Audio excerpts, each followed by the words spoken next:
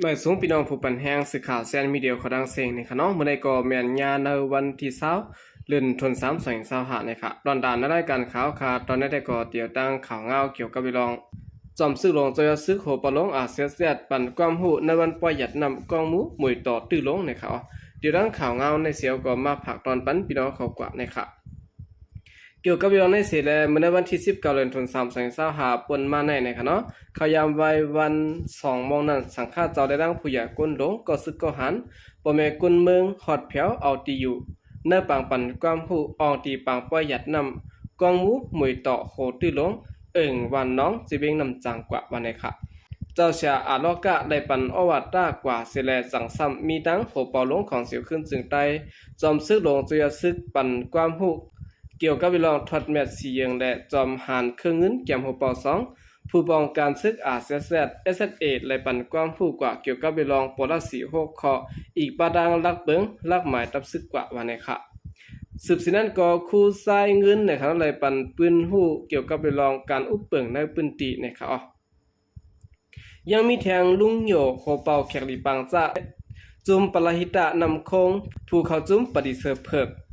พ้องเขียวการง่ำเย็น2ตับซึกไหลซับแรงแหนรองเหตุการณ์จุมแขกลีปังจ้าจุมปลาหิตะนำคงอันจอยแถมตรงวงกลเวียงตนตีนำจางโคลัมกาลีกุนเฮงและ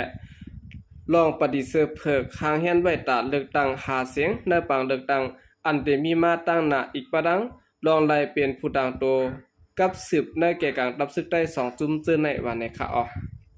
สืบสินั้นก็เลยมีปางมอบอาบเปยองย่อย่อสิแลผู้ใหญ่ก้นหลงก็ซึกก็หันอีกประดังปอแม่ก้นเมืองก็เลยโฮมกันต่อสังฆาเจ้าและปางปันความฮู้เป็นอันยาวโตลีงามกว่าในค่ะโอกาสนี้ก็เป็นรองต้นหนึ่งดังภายตับซึกซึ่งใต้อาเซียน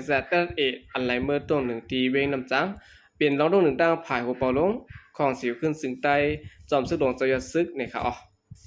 สืบเสนอข่าวขึ้นมาถ่อมด้วยข่าวเงาเกี่ยวกับวิลองซึกเก่าก้างเด็กเตียงหายกุนเมืองเซนวีข่าวหับท่ามการซึกแทงวันในค่ะเนื้อเลือนทุน3 วงที่2มาในภายจนาติซึกเก่าก้างห้องเอาปูก้างเปาเกะในเวงเซนวีอุบโอยันหายเก็บปันก้นตาเฮ็ดซึกเหมือแทงวันในค่ะเนื้อเลือนทุน3 วงที่2มาในภายดังจนาติซึกเก่าก้างMNTAห้องเอาปูก้างปูเกะในเวงเซนวีกว่าอุบโอลูกย้อนหาเก็บปันก้นตาเฮ็ดซึกเหมือแทงวันในค่ะตั้งผายซึกเก่ากลางในคณะลาดว่า1 วันแล้วตีเลยหาปันก้นตา3ก็สิแลตีเลยเป็นก้นหนุ่มเส้นอายุ16 ปีต่อปถึง45 ปีอันซึกเก่ากลางหาเก็บปันก้นมาตาเข้าหับท่ามการซึกนั้นบอกในเปลี่ยนโปรแกรม2ยาวก้นเซนวีก็1หลัดกว่าที่ดังซึกข่าวผู้ใดฮอกเข้าไว้นังไหนบอกปนมากก็เขาคาไลก้นในสิแล1 วันในเฮาคาไลปันกว่าสุดเฮาป้อไหล2เกาะวันนั้นมาเขาเตรียมเก็บอ่ำย้อนแทงย้อนไหนกำในซ้ำขึ้นห้องปังกลุ่มสิแลจะหาปันก้นเขาแทงเพราะว่าเฮาอ่ำหาปันเขาซ้ำเขาเดมาหาเงียบเอาตีในวันเฮากวยเพราะว่าเป็นนั้นก้นวันเฮาขายิงแคนกินก็เปิ้นนั่นแหละการไล่หาปันหาป้อไล่ขาวันไหนย้อนเปิดซึกเก่ากลางเก็บซึกในคณะย้อนหาจัดการหาปันก้นหนุ่มตีดีแลก้นหนุ่มกำบน้ำเจิ้นอยู่ในเวียงเซนวีไล่ไปออกเวียงก็อยู่ต่างตีแลในวันในกึดก้นข้าวก้นแก่ตายอยู่ไปขึ้นกวยวันในค่ะ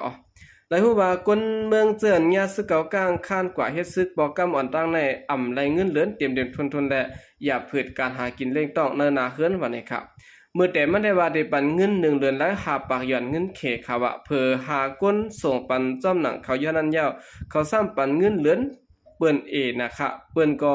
มีนาเฮือนตาเล่งค่ะรู้เมื่อเหลียวซ้ำลดเงินเหลือนลงที่ขาตาได้เล่งนาเฮิรนป้อมกลุ่มค่ะบางปอกกวนดังเฮิรนยังไหลส่งปันขึ้นก่อนเขาย้อนออกก็อำปันออกค่ะกวนเมื่อพื้นตีเวงเซนวี10 หลัดในหนังไหนกวนเมื่อในสิเวงเซนวีเจอญาซึกเก่ากลางMNTAที่เงียบกว่าเฮ็ดซึกนั้นบางเจอญาซึกเก่ากลางเด็กเตียงมีปีจะเหตุการณ์แห่งน่ะเสแลอำคำแลจังไหลออกตับฉะนั้นก็มีวันไหนค่ะและฮู้ว่าก้นเซินไปออกตับมานั้นเสื้อเก่ากลางจอมหางเงียบออกกว่าขึ้นสิแลกว่าปันตามหาวแห้งจอมหนังเปิงการซึ่งมีสิแลถึงจำตายเยาจังเอามาส่งปันตีขึ้นจึงในก่อเฮ็ดในค่ะกุมลปืนตีในสิเวียงเซนวีอันหัวจอมลองเปิงเป็นเตลัดกว่าด้านสื่อข่าวปุถฮอกเข้าไว้หนังไหนกุนันเขาเงียบกว่าเฮ็ดซึกฉะนั้นลากไปมาขึ้นสิแลเขาขึ้นมาเงียบกว่าค่ะถึงที่นาวเป็นกินแห้งเขาเอามาส่งตีขึ้นเขาก ก้นที่เฮิรนเอากว่าขึ้นห้องยาตั้มอ่ำตันถึงวงกอซัมปอตายยาวค่ะเพื่อกว่าลาดเขาที่ห้องปาลีเขาตอบว่าอ่ำใจก้นเขาในค่ะว่าปล่อยมันเปียดยาวซึกเก่ากลางในแก๊กเตะค่ะว่าไหนเมื่อซึกเก่ากลางแต่กุ้มกำไรเวียงเส้นวินันปืนเผาไว้ว่าเลยสิเจ้าคือเก่ากลางเตรียมเฮ็ดซึกในสิแลคุยเอาก้นมึงปอกเมื่ออยู่เฮิรนผักเฮิรนมันเสเอสุดเฮิรนหนึ่งหลังในเขามีก้นอยู่ไว้1เกาะวันในค่ะโอเคนี่ก็เป็นไล่และสร้างผาดังตับซึกเก่ากลาง MNDAA นะฮะเนาะเด็กเก็บซึกมาแทงยาววันไหนค่ะสืบเสนอข่าวขึ้นมาถ่อมด้วยข่าวเงาเกี่ยวกับเรื่องลุ่มพ้องต่างมันที่เว้งเก้งใหม่เตรียมต่อวีซ่าปันก้นแอวเยี่ยมเพราะว่ามีใบขับพ้องเตรียมทนนะคะเขาร่างซึ่งมันยิดานาซึ่งเมืองมาในอัมมีผาก็ละเคยเหตุการณ์หากินเล่งต้องในวันในเมืองอ่อนกันไปออกกว่านอกเมืองกว่าหาเหตุการณ์หากินเล่งต้องต่างตีต่างเมืองวันไหนครับเฮ็ดให้โคโลนีเจ้าเงินซาเจื้อนเลขแขนเลขาซึ่งมาได้ก็มีถือตั้งขวักปืนตีป้ายมากมีก่อนนั้นมาปาน10ปันคนเมืองได้เสื่อมอยู่เศร้าไหลย้อนไปซึ่งมันขวักเมืองเฮ็ดเขียนต่อนั้นอ่อนกันไปกว่าหากินเล่งต้องตีเมืองไทยวันไหนครับในปี2ปีได้ก่อเจ้าเครื่องมันกวนเมืองพักกาป้าเสียมภูมักกวนมีชื่อเสียงกวนจันฐานสูงเสื่อนอยู่ในเมืองมันตรงเปงปุ่นเกาะเลยไปเข้าในเมืองไทยอยู่เศร้าจอมเวียงอยากเวียงลงกรุงเทพเวียงเก่งมาเสน่ห์ตั้งน้ำตั้งหลายนะคะกำพองก็อยู่จอมวิสาแอวเยี่ยมกำพองก็วิสาเหตุการณ์เต็มๆนะคะในข่าวคิวในลุ่มพ้องต่างมันที่เวียงเก่งใหม่ปืนเผาว่าสังเจวามในไรบ่ครับพ้องเตรียมทนซึ่งเตรียมต่อปันอายุวิสาอันกวนเซอแอวเยี่ยมเมืองไทย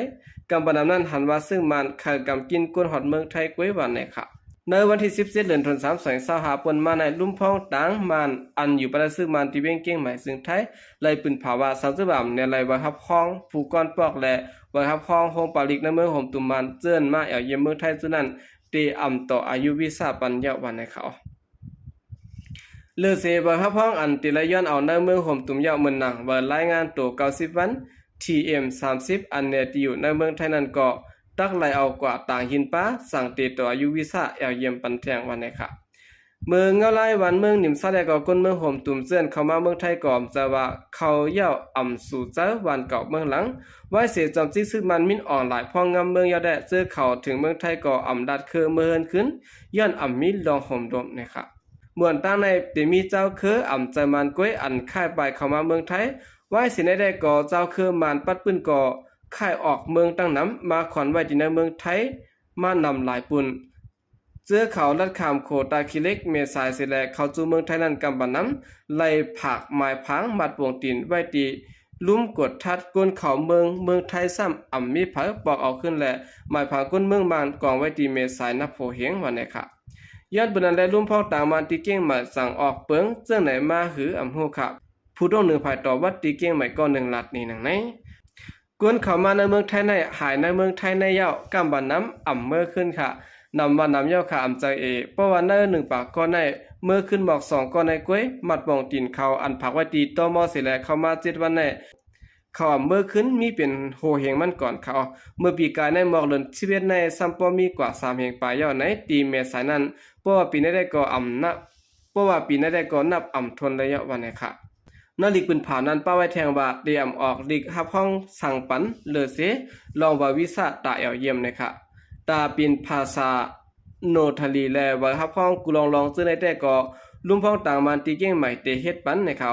กวนเมืองมันเจิ้นไรขว้างตายอยู่ข้าวยาวกวยว่าเจิ้นโลปินภาษาเจ้าในก็ตักเตไรเอาเบิดแต่มันมาป้าไหนนลิกปืนเผานั้นป้าไว้หนังไหนนะคะเมื่อหนังตีลุ่มพ้องต่างมันตีกรุงเทพได้ก็ไปหันปืนเผาดัดสังนะคะกวนเมืองมันเจิ้นฮอดถึงกรุงเทพตึกกว่าย้อนไว้ฮับห้องตาปืดปรับเยเงินและสังตาเฮ็ดเบอลายสินลดกาเสื้อในตึกไหลเหมือนเก่าอยู่ค่ะอำโลบังคับห้องผู้ก้อนปอกและปริมาณสังไหนแห่งการเหตุการณ์ไว้ที่กรุงเทพก็1 ลัดนี่หนังไหนอาคารได้ก็เปลี่ยนไล่เฮ็ดไล่สร้างภายตั้งของสิซึกมันเขาในค่ะเนาะตีเกี่ยงไม่ได้ก็ไล่ปืนเผาไว้ซึ่งในไว้บ้านในค่ะสังสือว่ามีบังคับห้องมาได้ก็เตรียมต่อปันวิชาในค่ะเนาะเจือนเอาวีซ่านักท่องเที่ยวสิแลเข้ามาแอลเลที่ในเมืองไทยนั่นนะคะเนาะก็กำปานำได้ก็เอาวีซ่าแอลเลสิแลเข้ามาอยู่ในเมืองไทยในค่ะโอเคกำเนิดสนก็ยินจมนับยองกูมันถึงพี่น้องผู้กำแถมปัญหาขอรังเสียงอยู่ค่ะยินจมนับยองอย่างนำเสข่าวใจก็เรียกมาส่งค่ะ